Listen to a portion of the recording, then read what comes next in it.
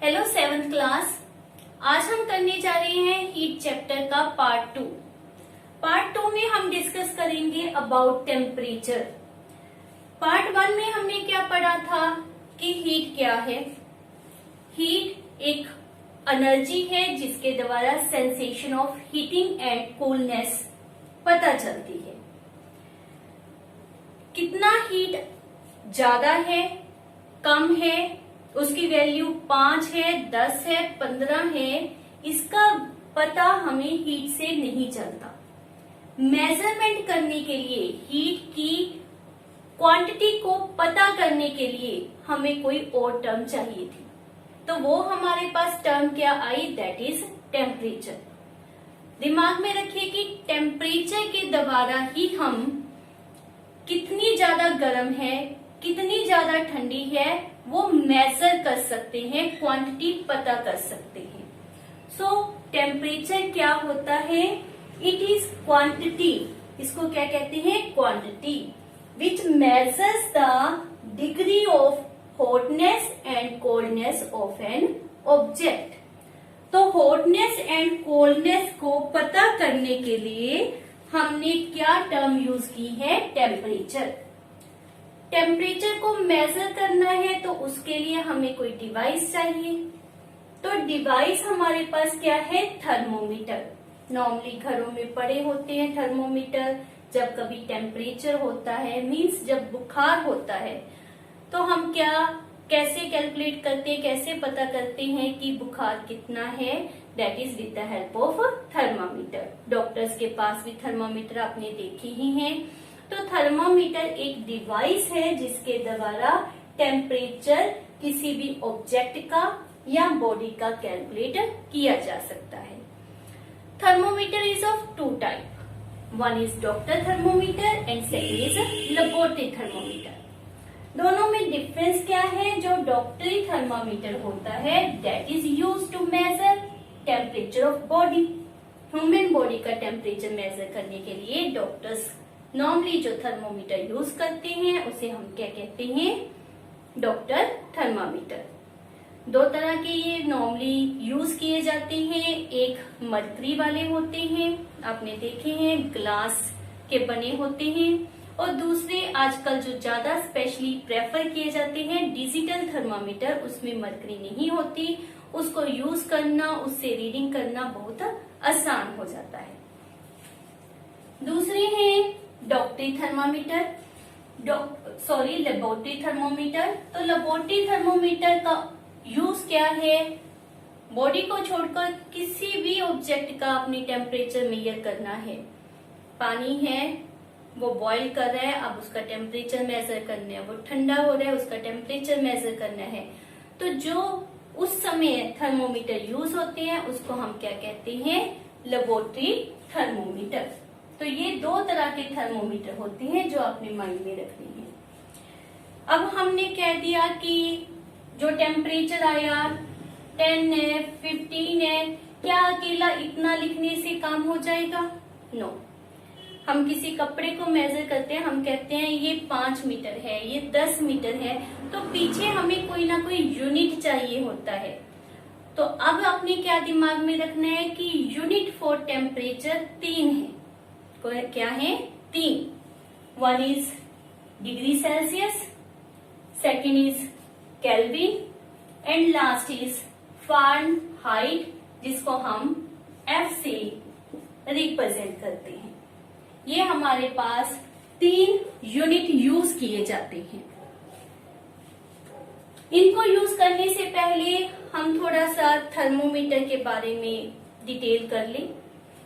Thermometer किस तरह की शेप का होता है, वो ग्लास का बना होता है और उसके निचले सिरे के ऊपर बल्ब होता है। इस बल्ब में मरकरी, लिक्विड मरकरी फील्ड होता है और इसके ऊपर एक बिल्कुल बारीक पतली सी थिन ट्यूब होती है जिसको हम कहते हैं कैपिलरी ट्यूब। जब किसी बॉडी का टेम्परेचर चेक करना होता है तो ये बल्ब उसके साथ टच किया जाता है। रिजल्ट क्या होता है, इस मरकरी को ये टेम्परेचर के कारण राइज अप करेगा। कहाँ तक वो राइज अप करता है उससे हमें पता चल जाता है कि उसकी क्या टेम्परेचर है। इसके ऊपर अलग अलग रीडिंग्स रेफर की गई होती हैं। सेल्सियस में 0 डिग्री सेल्सियस से लेकर 100 डिग्री सेल्सियस तक मेंशन किया जाता है।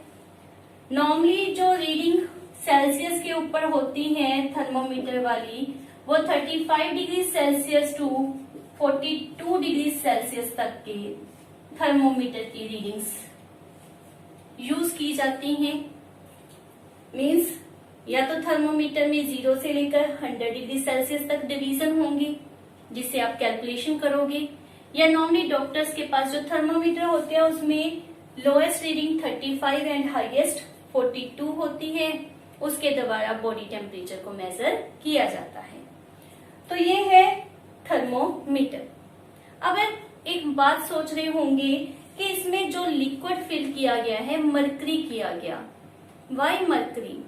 वाटर यूज कर लेते, अल्कोहल यूज कर लेते, मरकरी में कुछ ना कुछ तो ऐसी स्पेशलिटी होगी जिसके कारण यहाँ पर मरकरी को प्रेफर किया गया। तो लेट्स चेक कि इसमें कौन सी ऐसी खासियत है, what are the speciality of the mercury by which it is used.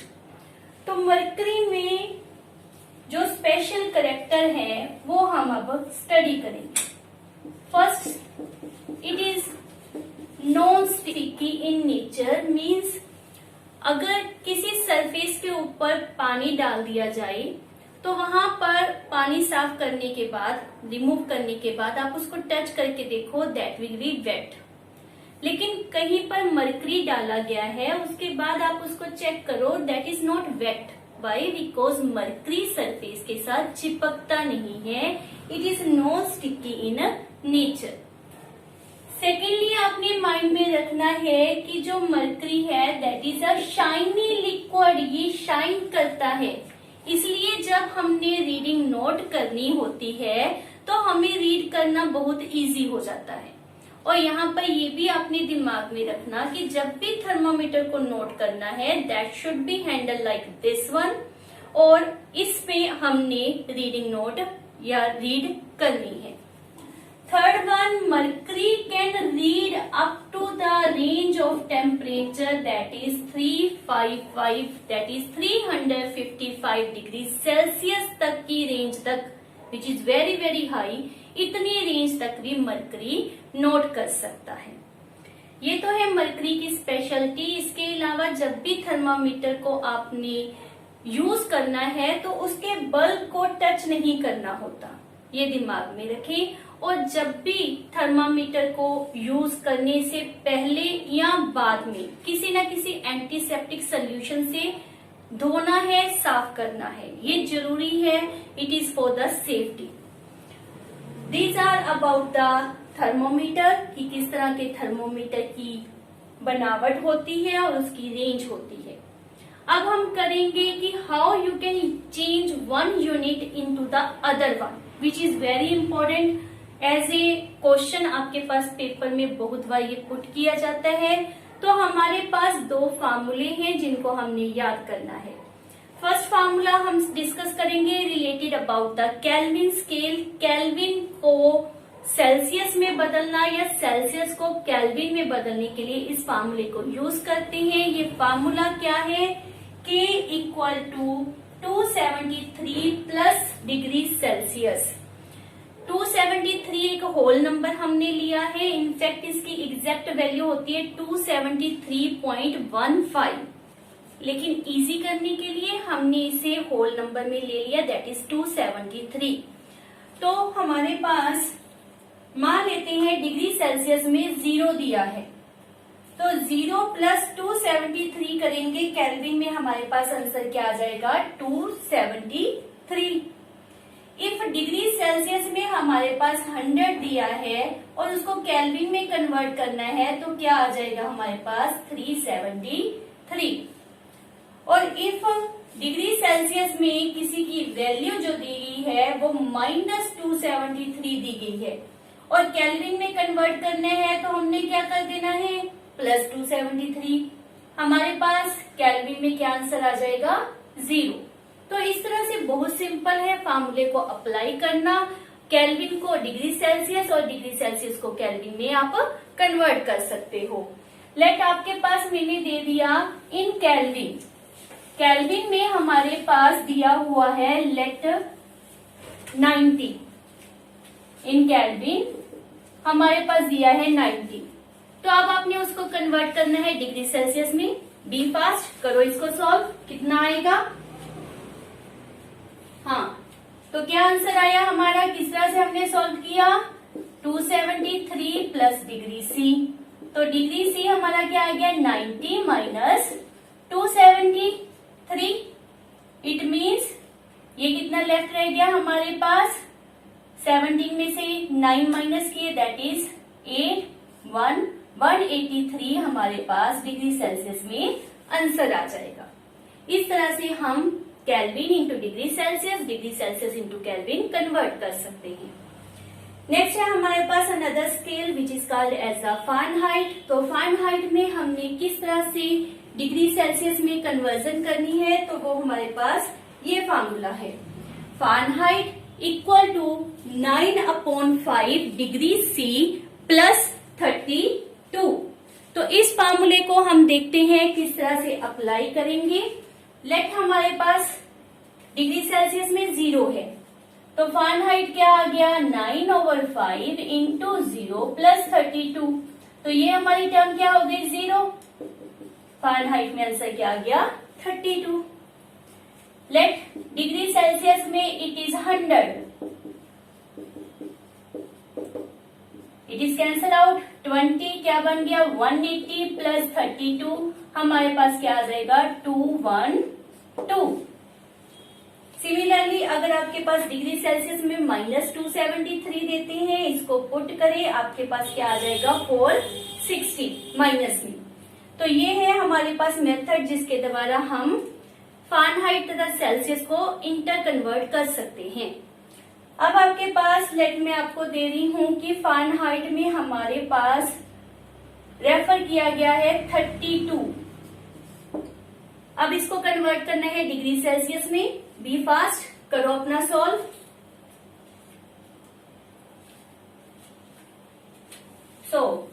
कर लिया सॉल्व बेटा, क्या आया हमारे पास, चेक द आंसर। फ़ारेनहाइट में 32 दिया है equal to 9/5 into degree C plus 32। तो ये इस तरफ जाकर क्या बन गया, 0। 9/5 इंटू डिग्री सी, इसको भी जब इस तरफ लेकर आओगे तो क्या बन जाएगा, 0। तो यही आंसर पर हम पहुंच गए। पहले हमने 0 डिग्री सेल्सियस दिया था, फ़ारेनहाइट 32 निकाला, अब फ़ारेनहाइट 32 दिया है तो डिग्री सेल्सियस में 0 सॉल्व करके दिखाया है। तो है बिल्कुल सिंपल, आप समझ रहे हो कि किस तरह से हम इन तीनों को इंटर कन्वर्ट कर सकते हैं। एक और इंटरेस्टिंग फैक्ट आपने याद रखना है, आपके पास एग्जाम में 1 मार्क्स में क्वेश्चन पूछा जाता है, what is the freezing point of water, refer it in Celsius या वेदर इन केल्विन या फ़ारेनहाइट। तो ये आपने याद करना है। लेट आपने 0 डिग्री सेल्सियस आपको पहले से पता है, आपको याद है, आपको ये याद है, फार्मूला अप्लाई करो केल्विन में निकाल दो, दूसरा फार्मूला अप्लाई करो फ़ारेनहाइट में निकाल दो। बॉइलिंग पॉइंट ऑफ वाटर कितना होता है, 100 डिग्री सेल्सियस, इसको भी आप कन्वर्ट कर सकते हो। एक लास्ट टर्म है हमारे पास एब्सोल्यूट 0, ये +1 में बहुत ही इंपॉर्टेंट टर्म है, अच्छी तरह से इसको याद करो। Absolute 0 practically not possible because it is a temperature जिसके ऊपर गैसियस स्टेट बिल्कुल खत्म हो जाती है, और आप जानती हैं इस तरह से अर्थ के ऊपर नहीं होता। तो एब्सोल्यूट 0 के ऊपर केल्विन में कितना टेम्परेचर होता है, 0 केल्विन। डिग्री सेल्सियस में कन्वर्ट करोगे तो आपके पास क्या आ जाएगा, -273, और फ़ारेनहाइट में कितनी वैल्यू है, -460। तो दोनों में माइनस में है, इसमें आपके पास 0 में होती है, मतलब पॉजिटिव में होती है। इसी कारण केल्विन स्केल को एब्सोल्यूट स्केल भी कहते हैं। अब आपके पास एक जनरल क्वेश्चन पूछा जाता है कि what is the normal temperature of human body, तो कितना होता है, दैट इज 98.6 डिग्री फ़ारेनहाइट। अब आपको ये मैं क्वेश्चन दे रही हूं कि convert this scale into degree Celsius, तो करो सॉल्व इसको।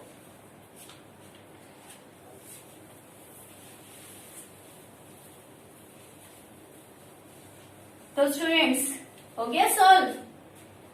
कैसे करेंगे हम, फ़ारेनहाइट की वैल्यू को लिख लेंगे, equal to 9/5 degree into degree C plus 32।